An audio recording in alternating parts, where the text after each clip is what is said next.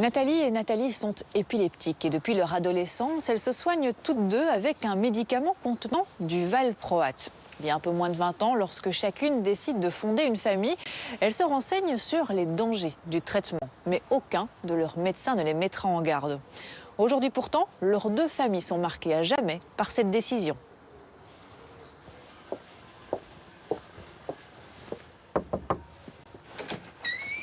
Bonjour Audrey. Vous allez bien Nathalie? Ça va. Venez.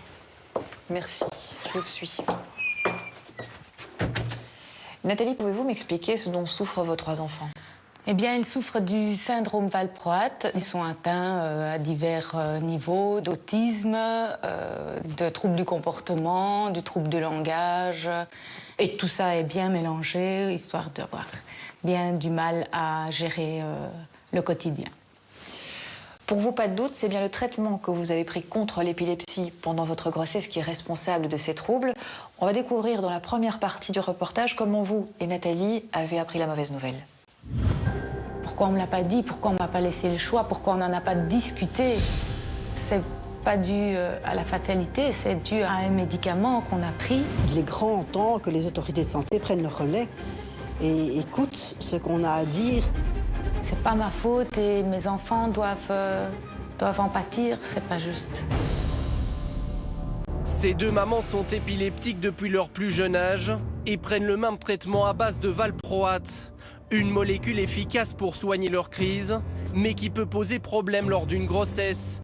Il y a quelques années, la maman de Robin en a découvert les effets indésirables. Il a commencé à avoir des petites différences, il ne regardait pas spécialement dans les yeux, il avait l'air distrait, voilà, des petits comportements plus différents des enfants de son âge. Donc on a commencé à se poser des questions, à investiguer. Et au fil des années, ça s'est profilé. Et là, j'ai consulté énormément de monde. J'ai vraiment tout entendu jusqu'à quand je me suis rendu compte que mon fils souffrait d'autisme.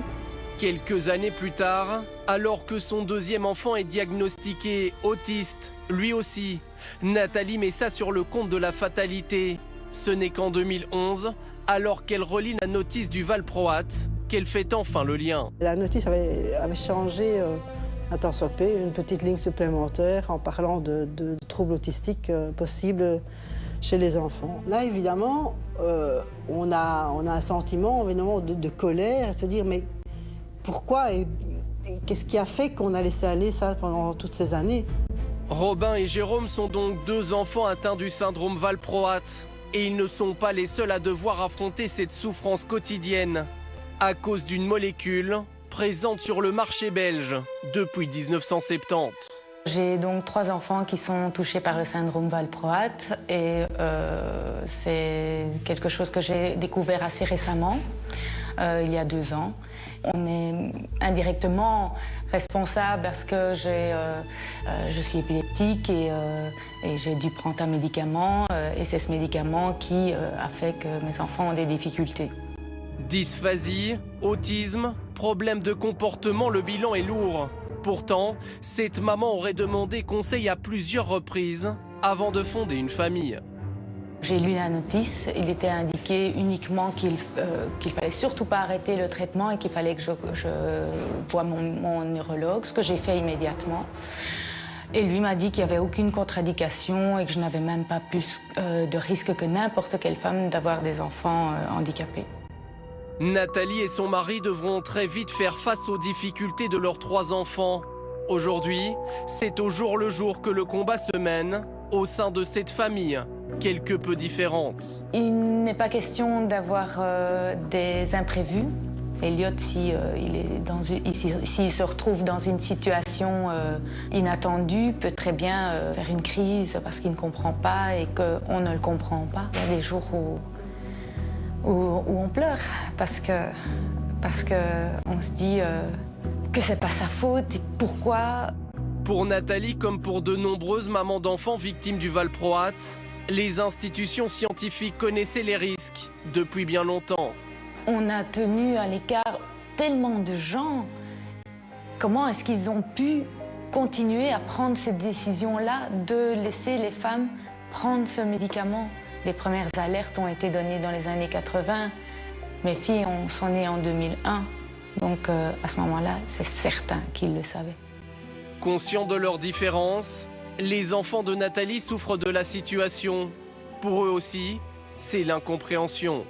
Mes enfants, quand ils reviennent de l'école en se disant voilà, on s'est moqué de moi.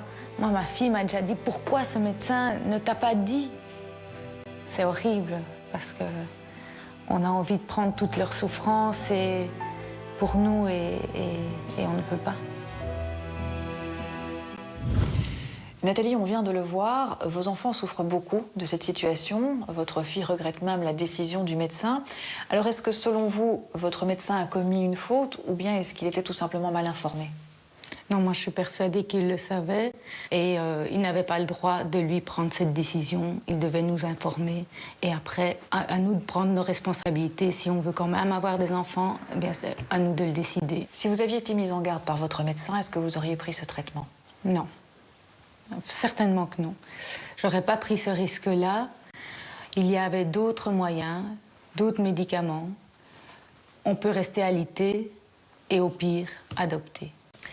Aujourd'hui, vous avez décidé de vous battre, vous et votre amie Nathalie, pour que ce syndrome soit mieux connu, pour également rendre justice à vos enfants. Et c'est ce que l'on va découvrir dans la seconde partie du reportage. Alors que le nombre d'enfants touchés par le syndrome valproate ne cesse d'augmenter, la maman de Robin et de Jérôme décide de créer une association en 2014. Elle devient alors présidente de cette ASBL qui compte aujourd'hui près de 80 familles. On se rendait compte que les victimes étaient toujours de plus en plus nombreuses. Nous avons contacté les autorités de santé et les autres associations dans les autres pays européens de même pour pouvoir faire changer les choses, pour avoir une réévaluation du rapport bénéfice-risque. Heureusement, des changements il y en a eu ces dernières années. En effet, les experts de l'Agence fédérale des médicaments ont réévalué les risques du valproate et en 2013, la notice a été complétée. Donc on a clairement mis dans la notice que pour les enfants adolescents du sexe féminin et pour les femmes en âge de procréer, que le valproate est uniquement un traitement en dernière ligne. Donc après échec des autres traitements anti-épileptiques. Après, maintenant, on n'est pas encore assez loin dans la démarche, puisque même si la notice est très complète, il faut encore aller plus loin. Aller plus loin, c'est notamment déterminer les différentes responsabilités de ce scandale sanitaire.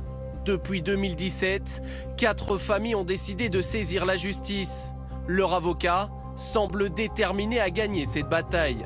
Je crois que les mamans sont en colère, et c'est une juste colère parce que l'injustice est quand même profonde. Qui est responsable? Est-ce que ce sont les usines pharmaceutiques? Est-ce que c'est le prescripteur? Est-ce que c'est l'agence des médicaments? Est-ce que c'est le pouvoir public? Ça, le juge devra le savoir. Mais en tout cas, ce qui est clair, c'est qu'il y a un lien entre la prise de valproate et la pathologie des enfants. Depuis plusieurs années, la responsabilité des médecins semble clairement établie. Une erreur de prescription qui ne doit plus se reproduire, comme le concède Pierre Bottin, un neurologue contacté par nos soins. Ça fait très longtemps qu'on sait que la est déconseillée chez les femmes enceintes. Dans ma pratique courante, lorsque maintenant j'ai une jeune dame qui est en âge de procréer, je ne la mets pas ce. On ne peut pas vraiment généraliser, mais je pense que globalement maintenant, il est clair que mettre une jeune fille en âge de procréer comme premier choix ce c'est plus tolérable. Nous avons contacté plusieurs médecins généralistes, mais aucun n'a souhaité réagir à la question. Alors, les femmes en âge d'avoir des enfants sont-elles toujours aussi mal informées? Pour tenter de le savoir, nous décidons de pousser la porte de plusieurs pharmacies en caméra cachée. C'est quel traitement? C'est la... Ah non. Non? Non, surtout pas. Vous l'arrêtez tout de suite? Arrêter brutalement sans prévenir le médecin, je pense que c'est pas conseillé. Il faut voir maintenant les conséquences d'arrêter un arrêt brutal. Les pharmaciens nous ont tous déconseillé de prendre le traitement à base de valproate. Un bon point, mais pour Nathalie, il faut encore informer davantage. Depuis des mois, elle se bat pour rencontrer la ministre de la Santé, sans succès. Face à notre caméra, Maggie de Bloch affiche pourtant clairement sa volonté de mettre plusieurs mesures en place. Campagne d'information, rappel visuel sur les boîtes de médicaments, des projets de loi que Nathalie soutient.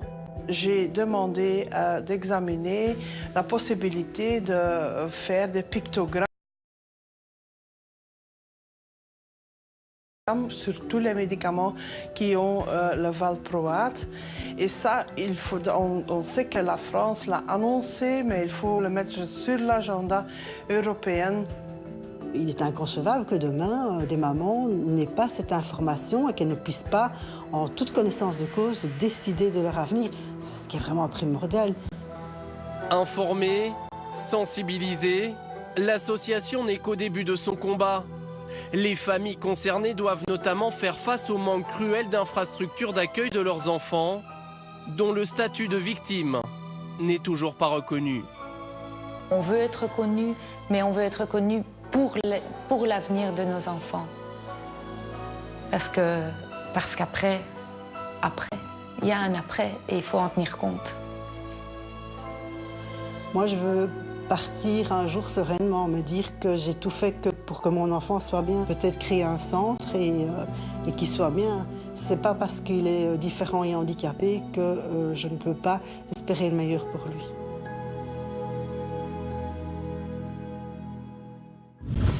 Nathalie, on vient de le voir dans ce reportage, la ministre de la Santé annonce certaines mesures. Qu'est-ce que vous en pensez, vous ?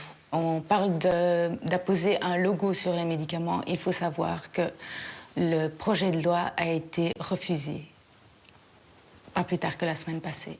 Donc on est encore loin d'avoir ce logo sur les boîtes de médicaments. Et qu'est-ce qu'aujourd'hui vous souhaiteriez faire passer comme message au travers de notre émission ? Tout d'abord, je voudrais que les gens sachent qu'on ne fait pas ça pour obtenir une indemnisation. Nous voulons que les gens sachent les risques qu'ils encourent en prenant ce médicament, de manière à ce que ça ne se reproduise plus. Aujourd'hui, il y a encore des enfants qui naissent qui ont ce syndrome valproate. Ça fait 50 ans qu'il y a des catastrophes, il faut que ça s'arrête. Nous voulons aussi qu'il y ait une réelle réflexion sur les prises en charge, parce que les enfants qui sont là, on ne sait pas ce qu'on va en faire. Que vont-ils devenir quand on ne sera plus là? Et on aimerait réellement rencontrer Madame de Bloch. Son rôle en tant que ministre de la Santé, c'est représenter les patients. Les victimes, c'est nous. Donc c'est nous qu'elle doit rencontrer. Merci beaucoup en tout cas Nathalie d'avoir témoigné aujourd'hui. J'espère sincèrement que votre message sera entendu. Merci beaucoup. Et c'est sur ce témoignage interpellant que se termine notre émission. Si vous aussi vous souhaitez apparaître dans Images à l'appui, vous pouvez contacter nos journalistes au 02 739 60 00 ou alors remplir le formulaire de contact. Vous le trouverez sur le site rtl.be. Je vous souhaite de passer une excellente soirée et j'aurai le plaisir de vous retrouver lundi prochain. Au revoir.